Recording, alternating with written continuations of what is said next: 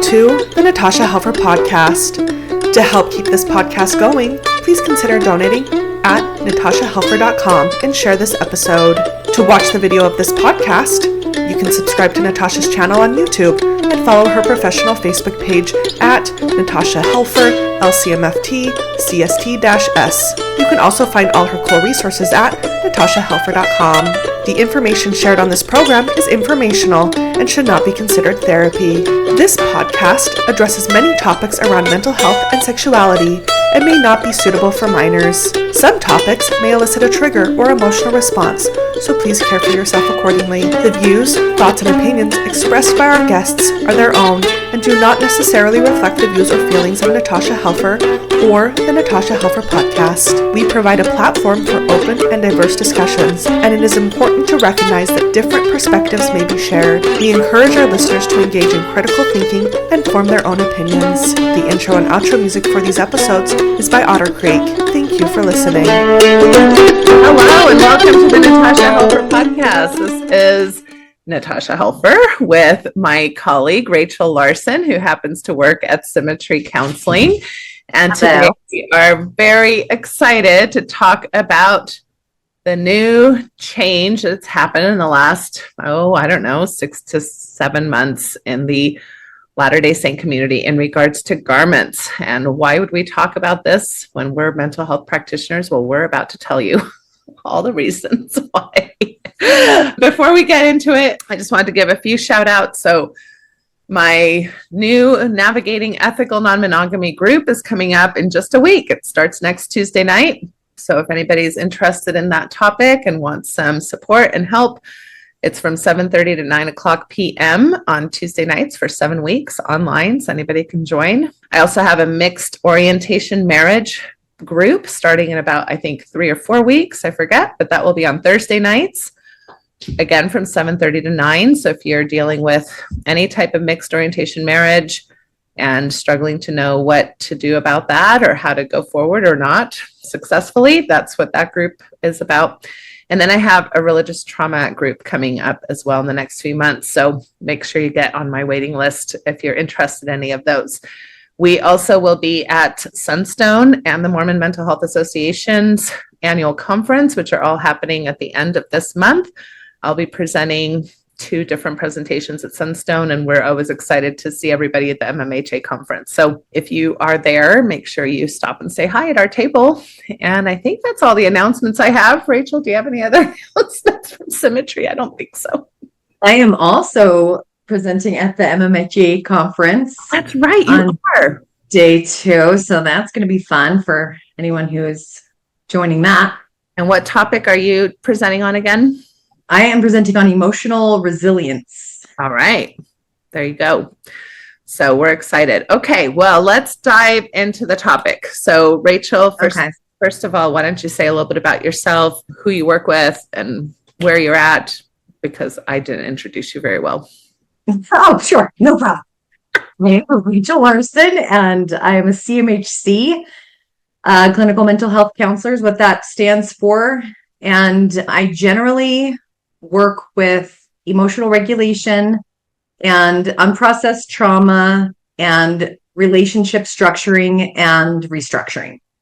So when you're working through those kinds of issues, I work with a lot of different therapy modalities. I am trained in EMDR and IFS, and I do work with a lot of cognitive behavioral therapy and all the other boring acronyms that I could list off, but no need. They're all trauma based. And I love to work with the OCD population and all the different subtypes with that. And I also teach abnormal psychology and cognitive psychology at UVU here locally. So. Okay, perfect. Love that. All right. So we are here to talk about the recent garment changes in the Church of Jesus Christ of Latter-day Saints, aka known as Mormons. And so let's give a little bit of context. First of all, if you're watching our Facebook Live, Rachel has shared her screen with us. So she has some photographs that we'll be describing for those of you who are just listeners. And also to give just some basic context about this for anyone who's listening who may not come from LDS land. The garment is underclothing that is worn by people from members who have gone through the temple, who have gone through a different type of process in the LDS church. For those of you who know a little bit about Mormonism, there's the church buildings, and then there's these big temples that you may have seen. And those are not the same in our faith tradition. Usually regular church buildings are used for Sunday worship and for most of the meetings that everybody can attend, and they're pretty much seen as public buildings that anyone is welcome. And in fact, it says, visitors welcome on the front of most of these buildings, etc. Temples are really more reserved for ceremonies that are considered very sacred in Latter-day Saint spaces. Usually things like weddings are done at the temples. Another ceremony, it's called an endowment. Another ceremony is called initiatories. Baptisms for the dead happen in these spaces. So these are all ceremonies that mean a lot to the Latter-day Saint population. And not everybody gets to go to the temple. You have to be deemed, quote unquote, worthy is the kind of language that is used. You go through a temple recommend interview where you're asked quite a few questions, basically about your beliefs and your behaviors and whether or not those align with the church. And if so, then you're considered worthy. If not, then you're considered unworthy, and you're typically put on some type of probation or disciplinary procedure to help you become worthy. Whatever you need to do to kind of quote unquote repent to get to the place where you'd be able to answer these questions correctly. So why this all matters is that wearing the garment is something that happens basically when we go through this endowment ceremony as members of the church, which typically happens for people, I would say, between the ages of like 18 and 25. If you're kind of born in the church, that's usually when people are going through the temple to get this endowment. So it's more of an adult ceremony, and you promise a lot more things than you would have promised at like the baptism ceremony, which is more for children. And one of the things that you're promising is to wear this undergarment as a symbol of your faith, of your devotion, and of the covenants and promises that you've made in the temple. Okay, do you want to add anything to that, Rachel, as far as anything I'm missing just from a basic understanding of what the garment represents for people? No, the only thing that I would add is that it's generally looked at as an outward expression of this inner promise that you make, and it's a daily wear. So it's something that you've got to have on day and night to represent these covenants, these promises that you're making in the temple. And so it's a really, really big deal, because even though it is underclothing, it definitely dictates what you can wear on the outside because of the rules surrounding this article of clothing, where it's not supposed to be seen. So you've got to cover it. And so in times past, like the design of it really matters then for what you're going to choose to wear on the outside, if it's always got to be covered. And so that has always been an issue for a lot of people in, different areas of the world where it's hot, and also the different designs that don't necessarily, work well with women's bodies. There's been a lot of complaints to the church about the garment historically. And so then, I don't know, all of a sudden this change. Yeah. So let's get into it a little bit. I mean, these garments typically look like a t-shirt and boxer shorts. That's in essence kind of what they look like. And so they do trend to go to the knee or close to the knee. So that requires people to wear things that are not too revealing as far as the leg is concerned, right? So, and this typically, for the most part, affects women more than men, because men's shorts tend to be longer, although not recently. I would say recently there's shorter kind of fashions in the shirts that men wear. And also, of course, the top shirt has always had a bit of a sleeve that went over the shoulder for women. And for men, it's really more like a white undershirt, or like a t-shirt that you might get from Hanes. It looks kind of like a Hanes undershirt. It does. You would wear underneath. So it's not, they're not like horrific type of things. They're just kind of like undergarments. At the same time, as you can imagine, a lot of women, are then kept from wearing like definitely not strapless shirts or even strap shirts, but even like, like what I would say are just regular t-shirts with just shoulder straps are not usually things that people can wear in Mormon land. So, and that's the main difference that has happened is that shift from a smaller type of covering for that shoulder piece for women. That's the main garment shift. Yeah. And it's interesting because so back in October of 2024, they did come out with the Church News came out with a story that said the First Presidency authorizes redesigned temple garments for members in hot, humid areas. And I think that's interesting because, and we'll get into this, that it sounds like they're making an exception due to humidity or hot climate areas, when in reality, my thought is, the entire garment, just wearing undergarments under your clothes, regardless of whether or not they're going to have an inch less on the shoulder department, is still going to have a lot of humid and heat issues for people who are truly in like tropical areas, right? Because they're having to wear like basically a shirt underneath their shirts, and they're still needing to wear these longer types of boxer type undergarments under their shorts or whatever they're wearing. Yeah. And I don't think there was necessarily an increase in the leg department, as far as I know. There wasn't, the legs did not become shorter. No, they did create a skirt option. Okay, there you go. So maybe you don't have anything around your leg area as an option. Yeah, that's the change there in the bottom department. I think what was super interesting about this when the change rolled out in, as you said, late 2024, and people caught wind of this, very early in 2025, you started to see influencers, Mormon influencers, which is like a whole nother topic in and of itself, had the garment early before everybody else. And then they could show them how they work with these tank tops. And there's a company called, I think it's called Sexy Modest Boutique. I wrote it down, but they started creating tank tops. And I have another photo later of specifically for the garment. And one of them is red.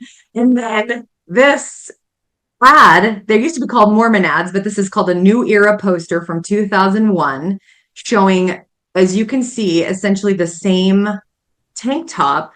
Somebody in the ex-Mormon community put them side by side and put this at the top. The first picture was in the New Era 2001, which is a poster that says, "Don't be a dummy." And then it has a mannequin wearing this red tank top. And then the second picture next to it is an actual influencer wearing the new garment top. Well, I wanted to make sure that was really what was happening. I went to the church's website. So here's this next picture of the New Era poster. And then it says a mannequin. So it shows the picture of the mannequin with the red tank top. And then the "Don't be a dummy" at the top, big, bold red letters, "Don't be a dummy." And then it says a mannequin wears whatever the world is selling. Your standards are higher than that. Meaning the church's standards also. So then I went to the website of the company to make sure that they are indeed wearing or making tank tops specifically for that. And it does say garment tank top for the specifically made to fit the new G's. And then there's like all these different colors, but she's wearing a red one again. And then this influencer has a whole video on it. So you can see that the tank top is, made specifically for the garment, and then that she's got it and she's wearing it underneath, so you can kind of see. Okay, so let's back up a little bit, because what we're really getting at here, and why we're showing these pictures and why we're making the references to the kind of the where the garment used to land, which was over the shoulders, and now it lands, obviously under the shoulder. Yeah. Because this is all tied to modesty. The modesty rhetoric that the church has been espousing for a very long time. And modesty is, for the most part, seen through the lens of what people are wearing. Because obviously you can think of the word modesty in a lot of things. Like, are we modest in our wealth? Are we modest in our ability to consume products, right? Are we modest in all kinds of things? But in general, those are not things that get talked about as much as how people dress. And when I say people, primarily, and this is all really ties back to one of the very basic messages that you find in most purity culture rhetoric, whether it's Mormonism, evangelicalism, Catholicism, whatever, that really returns this idea of monitoring female bodies from the lens of not being sexual temptresses for men. That's really what modesty is talking about. And I don't know about you, Rachel, but I'm sure we can share lots of stories throughout our upbringings of how these messages were very much indoctrinated into our psyches, as far as whether or not we were showing too much cleavage, whether or not we were showing too much knee, whether or not we were showing too much, shoulders. Even prior to going through the temple ceremony, oftentimes we were being educated to dress as if we had gone through the temple ceremony and we're already wearing the garments. It's kind of like you've got to prepare for the higher standard of living. And this was very monitored. Like, people are sent home from church dances if they're not covered up a certain way. I know I was sent home one time at BYU because I think my shorts were not quite long enough. It was it was like hot and summer, and I thought they were perfectly modest shorts, but they obviously were not long enough, even though I was not a garment wearer at BYU because I had not gone through the temple yet. People are basically shamed, even at church. This has never happened to me, but I've had many women tell me that a mother of young boys would tell her, "Why are you dressing in a way that's tempting my sons?" So women are monitoring other women, bishops are monitoring women, and typically the clothing fashions of men are not necessarily given to this kind of modesty rhetoric. Plus, nobody is talking to men and women in these purity culture spaces like, men, make sure you present yourselves in ways that won't drive the women sexually crazy. Because of course we don't talk about women being sexual agents to begin with. No. But so that's why this is a big deal, right? This is a big deal because we have been monitored in what we were dressing, how we were dressing for my entire life, your entire life, Rachel. And here comes the church with a shift and a change. And now all of a sudden we're having to get the message that, I guess, showing our porn shoulders are fine. And the reason I say porn shoulders is because that's a very common quip that came out of a talk from Dallin H. Oakes, who was one of the apostles, who he basically said something along the lines of, "Don't be walking pornography to women." That was one of his quotes. And so after that, anytime anybody would show their shoulders, we would call them porn shoulders. And that's a way to deal with this is through humor. It's a really common phrase in the ex-Mormon community. And to what you were saying there, you're describing gendered control. And gendered control is like anytime you're prescribing a rigid behavior based on a gender role, just to maintain the hierarchy. And to your point, like, obviously, women's bodies have been policed to a far greater extent than men's bodies in modesty teachings. And this shift, it's so interesting because it highlights how your worth is actually tied to conformity and appearance instead of your worth is tied to, I don't know, you're like aligning with your inner values or just, being a human. Your worth is really just tied to your conformity and to your purity. And so it's just like reinforcing. I hate it because I feel like I'm constantly like blowing this horn. So like anybody that knows me is like, don't get her going on sexism. Like it's just reinforcing objectification, but using the guise of righteousness for it. And then when you're talking about like, this is literal weaponized shame. Don't be a dummy. Which means if you choose to wear something like this, you're an idiot who rejects God. And then now it's fine. Like the exact same outfit that you were an idiot for in 2001 is perfectly fine. Not only that, but they want influencers out there promoting it to get women on board, which I think, I mean, this might be like a hot take or whatever, but it's just like another form of like disempowerment because it gives you a false sense of empowerment. Like now you can wear the new tank top. And it's just like, it's framed as generosity or modernization or being progressive rather than really what it is. It's still just the same institutional control. It's just rebranded as freedom, but there's like zero autonomy in it. And then the people that were shamed, like you and I, around in the 2001 new era, like you were just shamed for wearing something like that. You were shamed for even wanting something like that. And like you said, little girls were being sent home from girls' camps.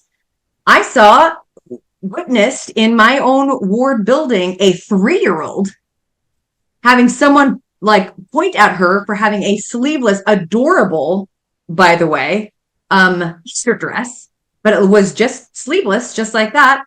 But I heard a woman say, I would never let my daughter wear something so immodest. And I'm like, well, first of all, 3-year-old can't be immodest because modesty is an intention. Like you said, you could be immodest in your, expenditures. You could be immodest in your flashiness or something like that. But it like clothing, a hemline does not determine modesty at all. But somehow the church had hijacked that and then really made you feel like the devil if you wanted to wear a tank top, especially in freaking hot climates. Like I live in Utah. You live in Utah. It's freaking hot in the summer. And I never, ever wore climate appropriate clothing because of this very thing. Like you couldn't. Like that was shameful. That was a rejection of your covenants. That was a rejection of God. And shouldn't you be able to suffer for God if that's what he required? Do you have any more slides that you're going to share? I just had the one talking about the scalpers, but we could come to that later if we want to. Well, I was just going to have you stop sharing so people could see us both. Sorry. Yeah, let's do that. No, okay.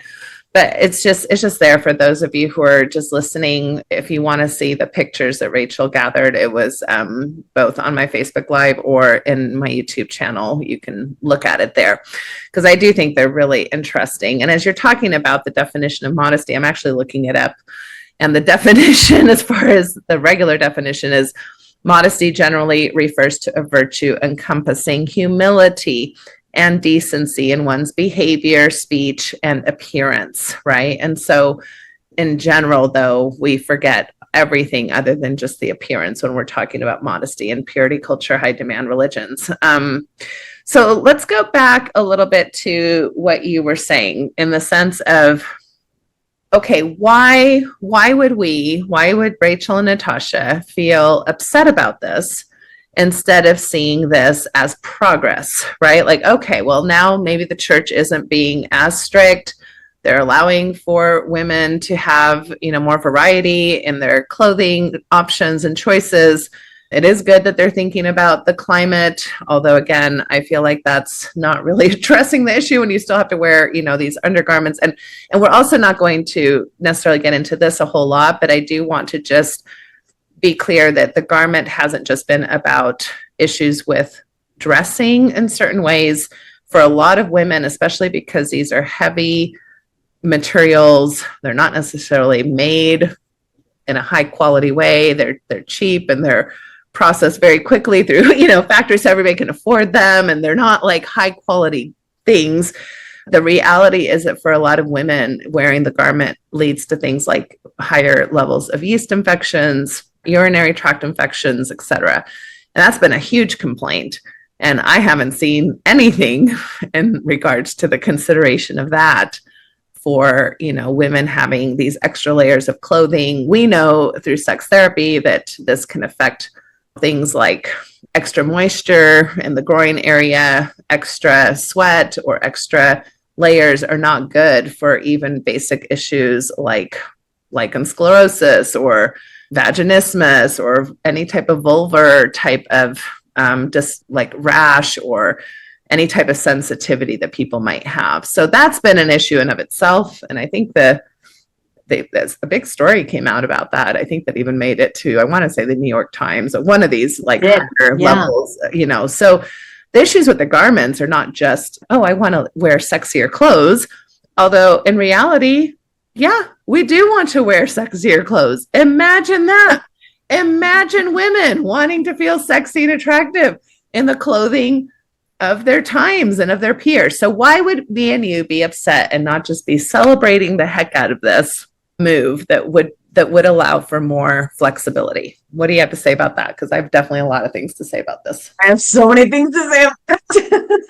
Yeah, one of them is just about the moral whiplash. I mean, in clinical terms, it's called moral inversion, but it's basically the idea that something that was once considered immoral is now reframed as moral without acknowledgement, without apology, without any transparency. And so there's a lot of confusion and shame in there. And then there's a lot of grief. There's a lot of like, what the hell was it all for then? I would have chosen a completely different prom dress. I would have chosen a completely different wedding dress. I would have dressed very, very weather appropriate in the summers. Like there is a lot of like missing things because the people who were making the rules, A, didn't have to live with the consequences of what it was like to live that rule. And then B, did not allow for personal autonomy for the person to say, hey, my body runs hot.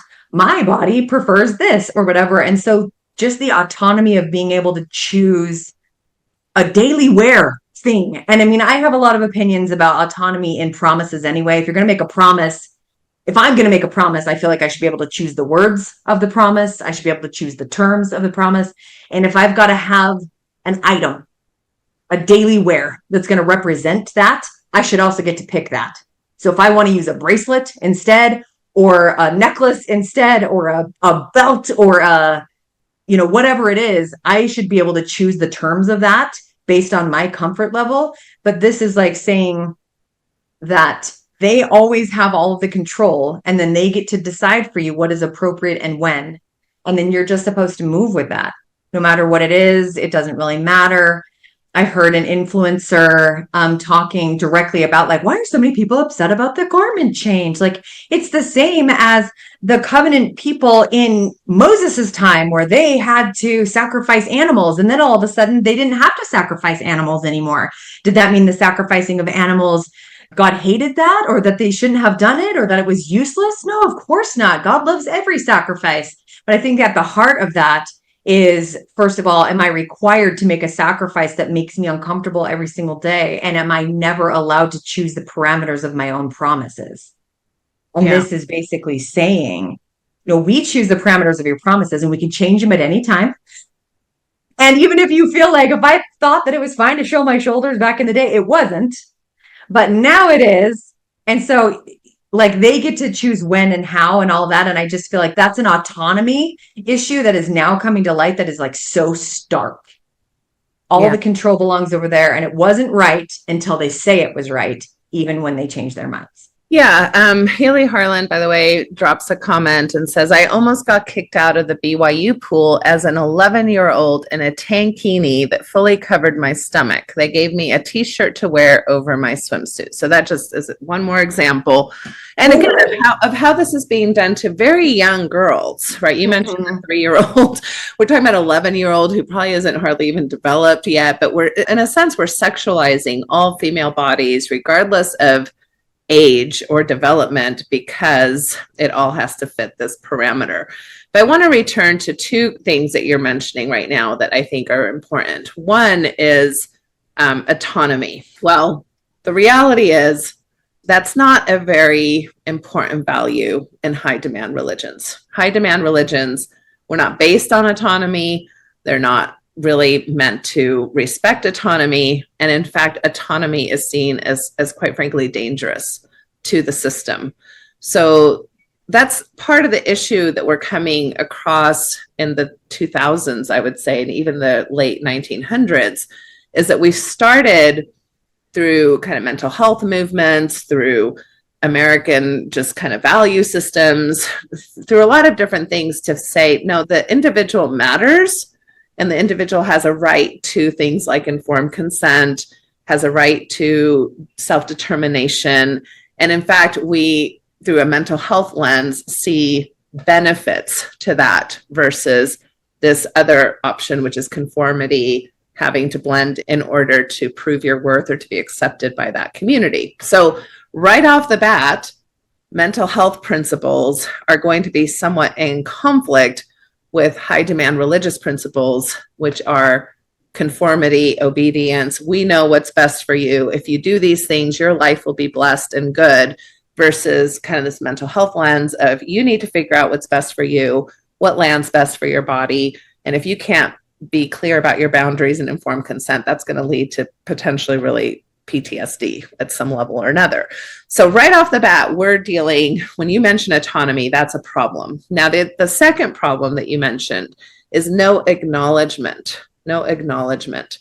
So Yes. this is where I think high demand religions really miss the boat, and Mormonism for sure misses the boat on this pretty much every time, because I've never heard them once actually make an apology. So the moment they apologize for anything, I'll maybe say something differently. But it's very different to say, hey, people, we have been chatting about this garment thing, and we think that maybe we've been a little bit too rigid about this. And it's not been great because this thing that's supposed to symbolize, our promises and our covenants has turned into kind of a monitoring tool and has turned into, and for some people, there's actual discomforts around it. And so we decided to, shift and change the garment, not because, we don't believe that modesty is still not important, but maybe how we have talked about modesty or talked about women's bodies have been a bit problematic, and we want to own that, and we want to become a little bit more flexible. And here is the new garment. Now, it would still have a lot of the problems that you're talking about, like we still have the right to say what's right, and we still have the right to, impose this as a symbol of your faithfulness. But it would at least acknowledge that it's not God that changed his mind. It's the Mormon leaders who have been pretty rigid on how they've seen the lens of modesty and how they've imposed that on its people. And I think if that would have happened, I would still be sad that my wedding dress wasn't necessarily exactly what I wanted it to be, but I wouldn't be so resentful or ticked. I would feel understood, I would feel seen, and I would actually be able to celebrate for the younger folks. Oh, good, you don't have to be in the same kind of dilemmas that we were in. And I'm so grateful that you get to have a better experience with this than we did. Yeah. Your thoughts? And I have actually, oh, sorry, go ahead. No, your thoughts on kind of the importance of apology and ownership, especially through the lens of mental health and healing. Yes. And I talk to clients about this a lot when somebody has been harmed in the past, and the person who has harmed them in whatever way, somebody's healing is not dependent upon an apology, but it helps. It helps a lot. It speeds up a lot of the process. And this is a church that really wants relationship with its members. And so when you have something like tank tops that were once framed as signs of disobedience, and then, or spiritual weakness even, then now they're being repackaged as completely compatible with righteousness only because the church has sanctioned it. Mm-hmm. Not because they always were, not because it was always fine, but now the church says it's okay. It creates this inner turmoil for everybody that previously internalized that other moral framing. And it's really, really important, the acknowledgement in repair of a rupture, because then you can trust the person.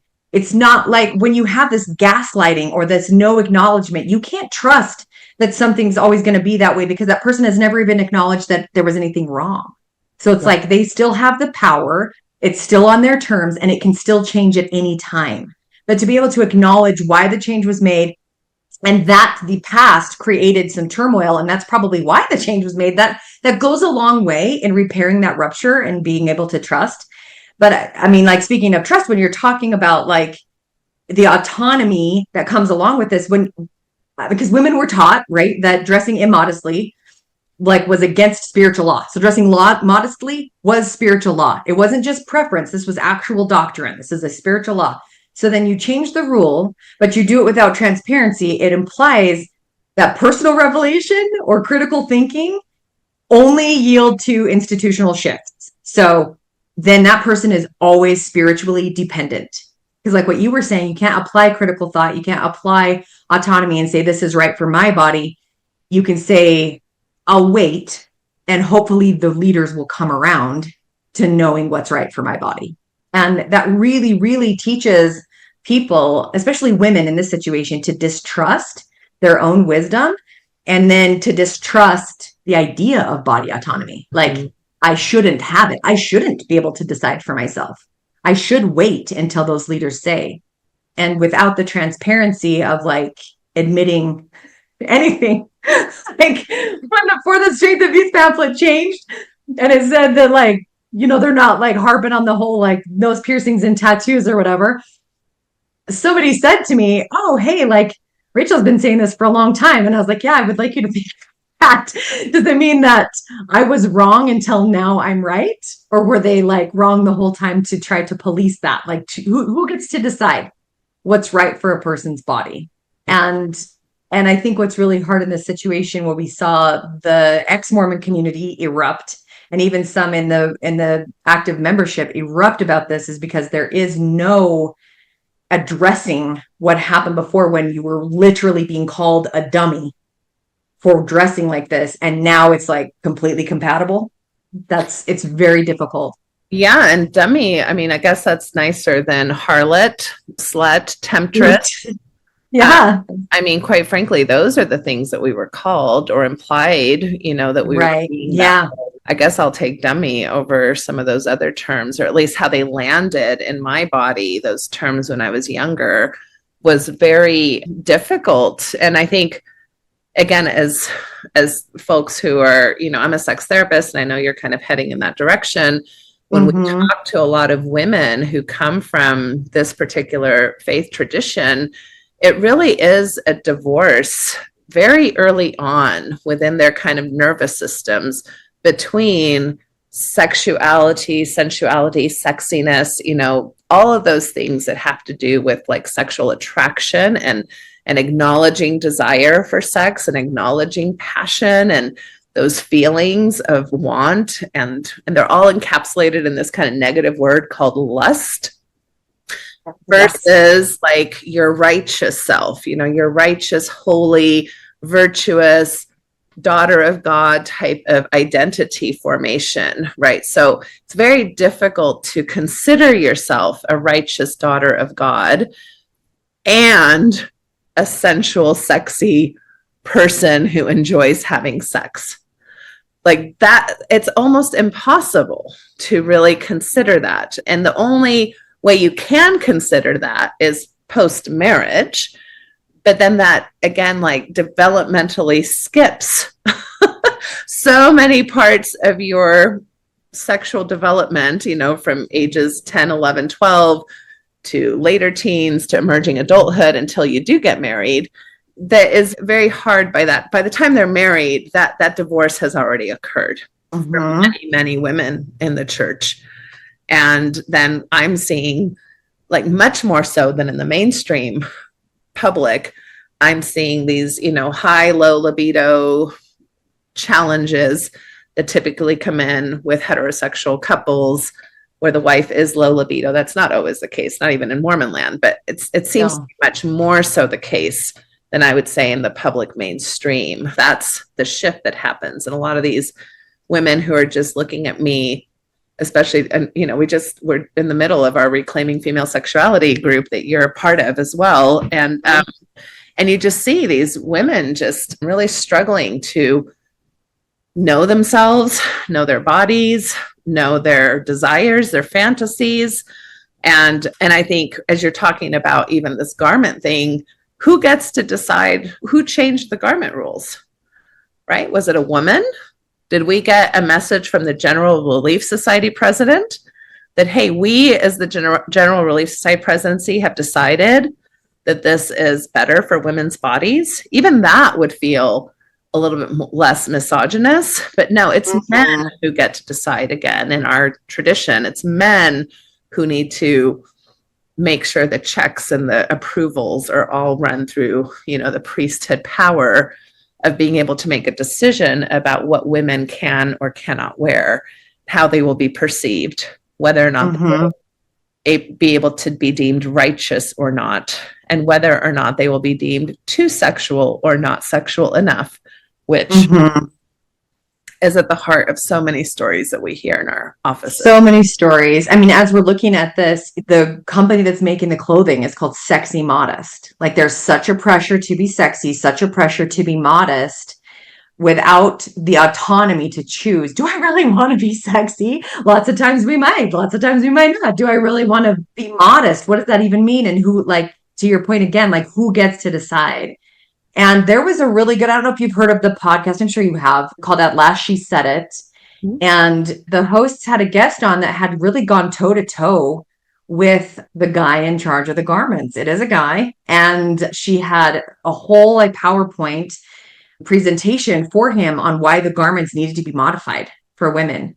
And the Last She Said It podcast, it's fantastic, especially for those that are really trying to wrestle with some of the tougher topics within LDS culture, but still feel quite an affinity for it, like want to stay in. And it's very helpful, I think. And they had several episodes on the garment specifically. So I just want to give a little plug for anybody that wants to hear a little bit more about that in terms of what has been brought to the attention of the leaders in charge of the garment design and how that all went down. And I mean, spoiler alert, yeah, it's a guy.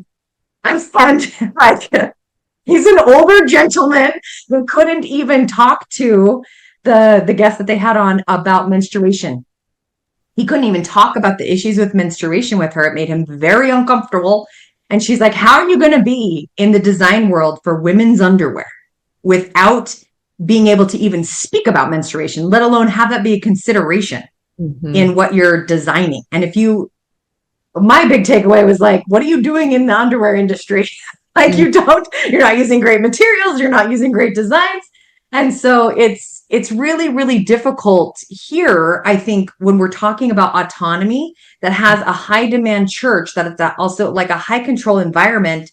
And what we were like, I kind of want to go back to what you were talking about before, when we are seeing PTSD symptoms in people with trauma surrounding their autonomy here, and the gendered control. And there's a woman named Marlene, I don't know how to pronounce her last name, Winnell, that did a study in 2011 specifically about religious trauma. But they're Marlene Winnell is the mother of religious trauma. She is. I want to meet her. Yeah, right. And we've had her on the podcast. She's pretty amazing. And she was talking about this back in the, I think, late 90s. Early 2000s, and everybody, including me, was kind of laughing at her a bit, like, want religious trauma. What is she even talking about? And now it's all the rage, as far as what's coming out in the evidence-based research around this. And so she hung in there, and she comes from an evangelical background, I believe, herself. And so that was her kind of entry into a lot of these issues that we're talking about. But anyway, sorry to interrupt. I just wanted to give a shout out. I'm so glad. I'm like fangirling over here, like, what? Marlene? I want to meet her. That sounds awesome. But yeah, in like this, one of the studies that I was looking at, because you and I deal with a lot of religious trauma on a daily basis. And so I do find it very interesting when anyone is trying to dismiss, like, there can't be trauma from religion, or like, it's just, you can take the good and leave the bad or whatever. And I'm like, okay, but these symptoms, you can't ignore them. You can't ignore the research. You can't ignore what's walking into our offices every single day. And I think it's really important that, some of the symptoms that you're seeing, they are completely in line with complex PTSD. And a lot of them have to do with it. They have undermined self-trust, self-compassion, and self-acceptance. And so self-sovereignty. There's no such thing as self-sovereignty when it comes to that. And I think it's very, very difficult then to adult. Like, we're seeing very emotionally stunted adults because they're hit with this rhetoric that the church teaches you and hands you the way that you're supposed to live. Deviate from it, and it's not righteous. Live exactly according to it, and you won't trust yourself. And it's really, it's also like there's a lot of things like you were talking about with some of those symptoms of just physiological symptoms that come with it. Like, am I truly expected to wear an undergarment that continuously gives me yeast infections? Like, in what other area of our life would we actually put up with this level of overreach and overstep? It's and maybe we've gone off topic now because I have a lot of stuff. I think it's all very important. I did look up a few issues that are affected by clothing because I felt like I was just shooting off the cuff of my brain, but there is yeast infections, right? So tight or non-breathable clothing, especially synthetic fabrics like nylon and spandex, can trap heat and moisture, right? Creating a warm and damp environment conducive to yeast overgrowth. Very difficult to wear the garment with while you're menstruating, especially if you want to use any type of pads or anything like that. And for a lot of women, wearing tampons is also not an option due to issues of vaginal dryness or all those kinds of things that can happen. Yeah. Bacterial vaginosis, which is similar to yeast infections, but a little bit different. So again, these moist, warm environments can kind of disrupt the natural balance of the bacteria in the vagina and contribute to this bacterial vaginosis. We've got vaginal irritation and chafing, which I would say is really probably more vulvar. I just laugh whenever these medical sites, even the medical sites, get it wrong. I'm like, your vagina is not irritated inside. It's your vulva that's irritated, right? So tight clothing, certain fabrics can rub against that sensitive vulvar skin, leading to friction, irritation, redness, itching, discomfort, right? Urinary tract infections, while not directly caused by clothing, some studies suggest that non-cotton crotch underwear may be associated with an increased risk of UTIs, heat rash, and fungal infections. Again, excessive sweating in the groin area due to tight, non-breathable clothing, right? What's recommended for vaginal health? Cotton, breathable and absorbent, loose fitting clothing, which is probably why they came up with the skirt, option for garments. Change out of wet or sweaty clothes promptly, but that's not always possible when you're running around. I'm thinking of all these sister missionaries. They're not going to be able to go and change, just because they happen to be working in the Philippines or wherever they're consider sleeping without underwear at all, right, is a very common recommendation, which again can be difficult if you're feeling like, oh, that goes against my religious kind of standards. Anyway, so those are just some of the things to consider. I do have another comment I wanted to read from Rachel Peterson. She says, Mormonism traumatized me. Finding words to describe how it affected my psyche is mind-blowing. So I love it when I find someone else describe what I've been trying to understand. I wish I could take all my tithing back for therapy. Learning that what I've experienced as c-PTSD has made me feel less crazy because I get why now. Which reminds me of a comment you made earlier that I want to also address as to why this is not good for mental health. And it's anything that has to do with, this is the right way, whether we realize it or not, creates monitoring behavior within the community, right? So many comments and as many awful quotes as I could share from the leaders, really where the rubber hits the road and where I was damaged the most was with the people who monitored me in my own wards or families or communities, right? More so than what a general authority would say that I didn't know personally. And so this goes back to that comment you made about that woman who was like, what's the problem? Why can't we be like these people? And this is so often what happens, right? Is that if you want to voice a complaint within the community, forget the post community. We don't have any right to voice any complaints, right? Because we're out. But even from within, you want to voice a complaint. You are seen as a murmurer, a complainer, not very faithful. You must be somewhat weak in your testimony because if you weren't, you just roll with this, no problem. And it really minimizes people's experiences from within. And this is really why we use the word gaslighting, because instead of going, wow, the church has messed up, or the church being able to say, hey, we bear some of the responsibility here, or we're sorry for at least these things. That would be more like this shared responsibility. But instead, whenever there's a problem from within with anything that's monitored, now it becomes that person's fault, right? They're not faithful enough. They haven't seen the light enough. They haven't tapped into the right type of inspiration. They haven't whatever enough. And typically, it becomes like a matter of endurance. They just couldn't handle it. They couldn't hack it for as long as they needed to, so they quit early. Yeah. Or even a very simple one is they were offended.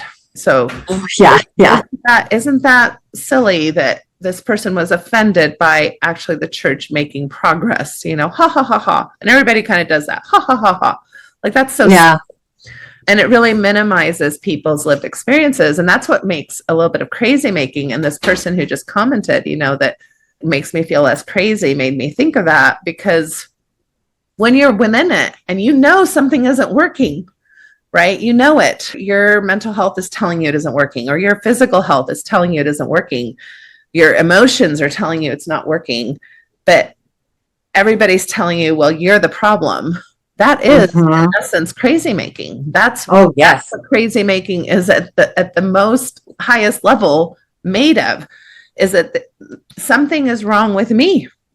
You think about like actual diagnoses, like when we do see like paranoid schizophrenia, or we see bipolar psychosis, or grandiose delusional disorders and subtypes. That's really painful, because we are basically telling them, oh, your lived experience right now isn't based in reality. It isn't part of the actual reality. And when I've had to work with those kinds of folks, I feel horrible, right? Because I'm like basically telling them, what you think is so true right now is not that true. And we're going to try to medicate you or whatever. So imagine being just general, that you don't have any of those disorders, but you're being treated like you do. You're being treated like you're delusional.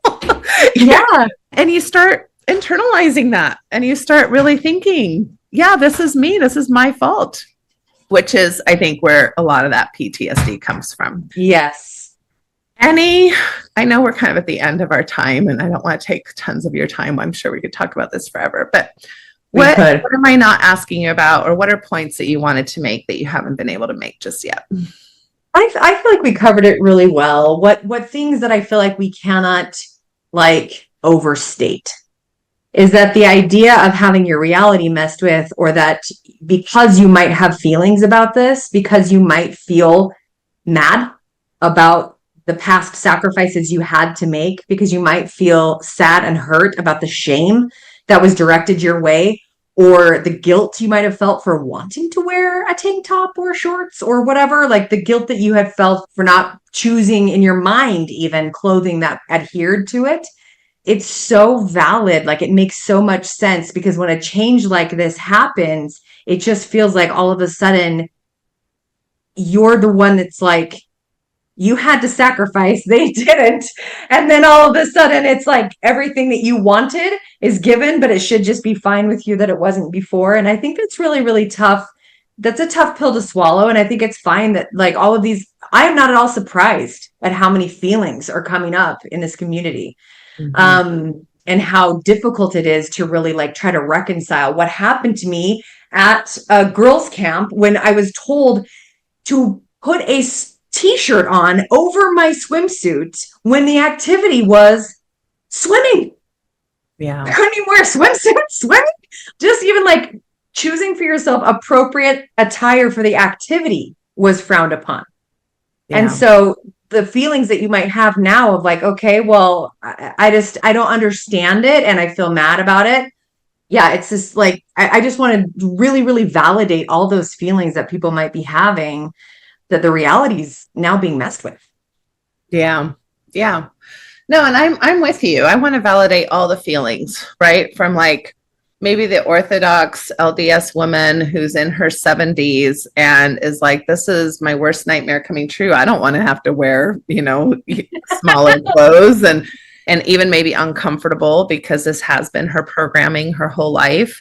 And feeling like she would be asked to be more like revealing than her body's comfortable with at this point. I want to honor all those feelings, right? Like maybe the Orthodox or conservative members of our church who are like, this makes me uncomfortable. I don't like how these maybe younger influencers are going out there and twerking with their new garments, and I don't feel like that's modest either, all those feelings. And then I want to let all the progressive, LDS folks, like, maybe they are celebrating this, and oh, thank goodness, now I do have some more options, and I'm so grateful for this change, and I'm so glad that this is going to be a new reality for me. I want to make room for all those feelings, and I want to make room for all the mixed feelings, like I feel happy and upset, and which is a bit where I'm at.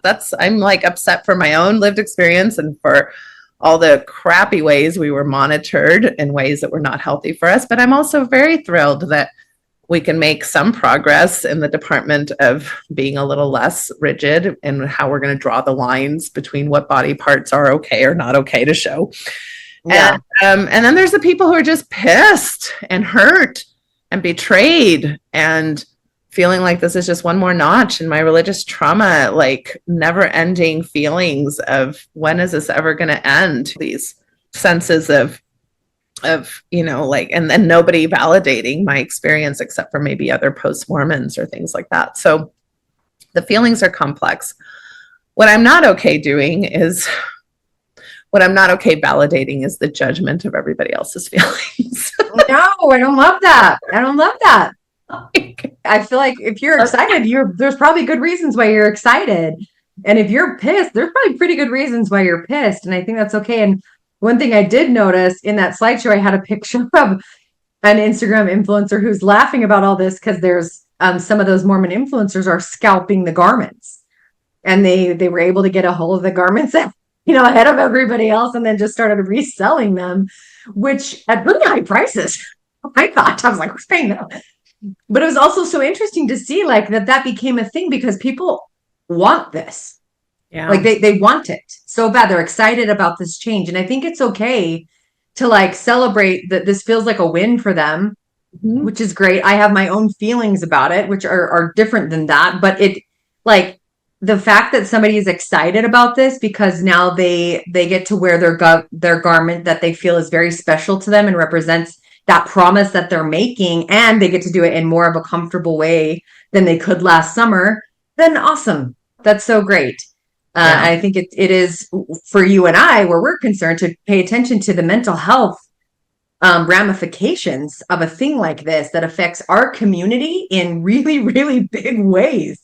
Yeah. Especially, because about like you've brought it up several times today too, of just like social policing that occurs, within the community that isn't necessarily even like just rhetoric at the pulpit. It's coming from the sides. I notice that every time I talk now about our community, whether I'm going to say the term Mormon or whether I'm going to say Latter-day Saint or LDS, I'm like, there's just all the policing around that, right? Policing about whether I care, policing about whether I shouldn't care, policing about whether or not I'm going to be microaggressive to somebody else, even though I'm talking about my own freaking identity. There's just like all this policing, right? And about something as simple as just are we going to call ourselves Mormon or Latter-day Saints, which I grew up calling us both of those things, and so it just is. We trend to be very nitpicky as a community. And just like people were shamed, I guess where I would see this as a win in the sense of like less rigidity. Where it's not a win is that this is still very much a monitoring tool. And so now the women, there's going to be new parameters of how women are called harlots and temptresses. And that hasn't changed. That's, I guess, what we're trying to say, right? Like the systemic problem has not changed. We're not really talking about modesty as a virtue. We're talking about monitoring women's bodies and clothing and what that means about their sexuality and how that affects male sexuality. That's the inherent problem. Nothing has changed in that inherent problem with making a garment 1 inch lighter or more. So 1 inch further in. Yeah. And I think that's where this is not a win, because we're still losing at the monitoring modesty rhetoric that we know has such a detrimental effect on the society, the community as a whole, the monitoring as a whole, and the sexual shaming that happens. As a whole. Because there's a lot of symptoms, there's a lot of studies out about it. And I think one big thing to remember here is the conformity does not work without social policing.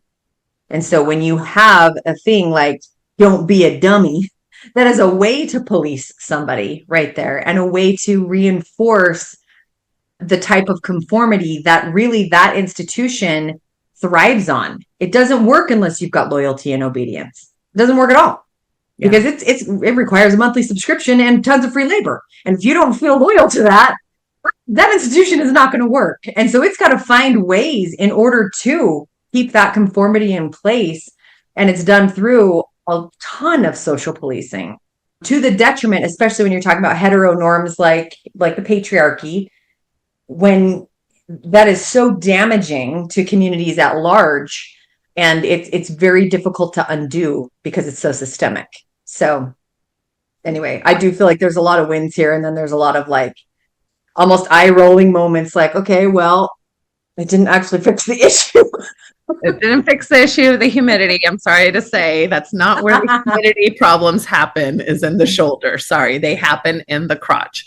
That's where the humidity issues happen. And it didn't fix the social monitoring or the rhetorics around harlot and good girls and what they wear, how a good girl is dressed versus a harlot. And so that still remains a very big issue. But we do, I do want to always make room for the idea that clothing has been used by many religious traditions in regards to showing a certain type of honoring of, whether it's headwear, whether it's undergarments, whether it's certain robes, whether it's certain hairstyles. I mean, that's not unique to Mormonism. And I think it can be done in super spiritual ways. And yet I would say that I don't know very many communities where this happens, where it's not also tied to some type of social monitoring that ends up not being great for the people involved. But I understand the sentiment, right? And I remember feeling very attached to my garments and feeling like it was something special in my life that represented a lot of my belief systems, while also being very frustrated at the utilitarianism of the garment. And functionally, they're a mess. They're a mess. Utilitarian-wise, they're a mess. So anyway. Yeah. All right, Rachel, thank you so much for coming on and talking about this topic that has definitely been making the rounds in our community. And hopefully it gave everybody something to think about. We'd love to hear from you. What do you agree with us on? What do you not agree with us on? What's been a helpful way that you've made sense of this shift and change? We'd love to hear from you. And Rachel, I will see you soon. Okay, thank you. Have a good week, everyone. Bye-bye. Bye. Thank you for listening to the Natasha Helfer Podcast. To help keep this podcast going, please consider donating at natashahelfer.com and share this episode.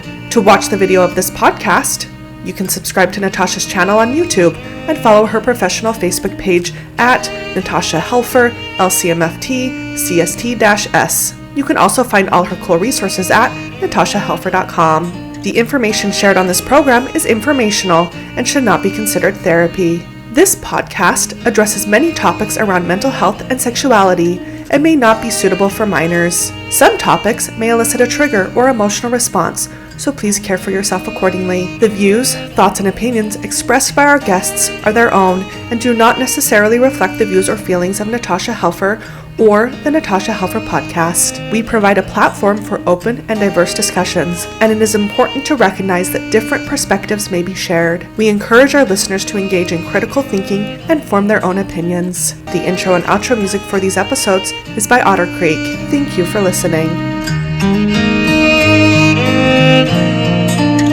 There is a place where time slows to nature's pace, and there is space there to find yourself in her embrace. Some places should be left alone. Na tishki say the Navajo, so we can always go to the homeland of the heart.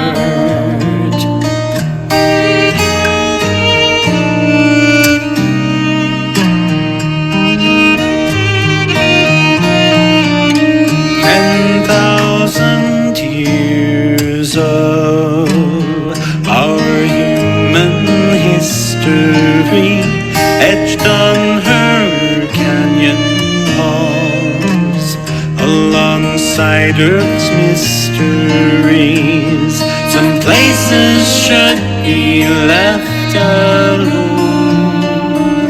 Något geschehen alone. So we can always go to the homeland of the heart. To the homeland of the heart.